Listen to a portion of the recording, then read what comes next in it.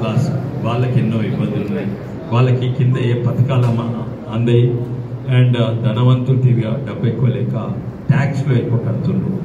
అయితే వాళ్ళకు కూడా దీన్ని హెచ్ఆర్ఏ డిడక్షన్ హైదరాబాద్ నగరము అది మెట్రో నగరం, ఇంత పెద్ద నగరమైనా కూడా ఉన్న ప్రభుత్వము పోయిన ప్రభుత్వము దీన్ని ఇంకా మెట్రోగా మారలేకపోయిండ్రు. అందువల్లనే ఇన్కమ్ ట్యాక్స్లా దీని హెచ్ఆర్ఏ డిడక్షన్ తక్కువ. దీన్ని మెట్రోగా నేను తప్పనిసరిగా 2 ఏళ్లలోనే దీన్ని మెట్రోగా కన్వర్ట్ చేసి ఇక్కడ కూడా సాలరీడ్ క్లాస్ హెచ్ఆర్ఏ డిడక్షన్స్ 50% వరకు చేస్తాను. అది సాలరీడ్ క్లాస్కు చాలా లాభం. ఇక్కడ ఎన్నో అంశాలు ఉన్నాయి. ఇక్కడ కూరగాయలు ఎక్కువ పండిస్తారు. అందుకే నేను ఇక్కడ అన్నిట్ల పెద్ద ఫుడ్ ప్రాసెసింగ్ తీసుకొస్తా. అండ్ కూరగాయలలో కూడా టమాటాలకు అయితే చాలా ఇబ్బంది. మీరు చూసిండ్రు, అదే ఏడాది 100 రూపాయల కేజీ, 3 నెలల తర్వాత రూపాయి కేజీ అవుతారు.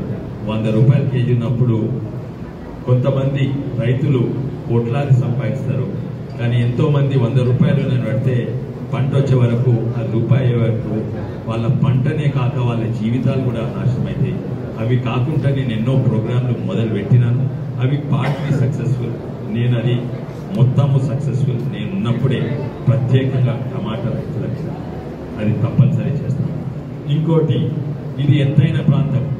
మేము ఇక్కడ ఈ పశ్చిమ రంగారెడ్డిలా మేము తినేది వెనకట నుంచి ఇప్పుడు కూడా చాలా మంది మేము తినేది జొన్న రొట్టెలు, గోధుమ రొట్టెలు, తైద రొట్టెలు.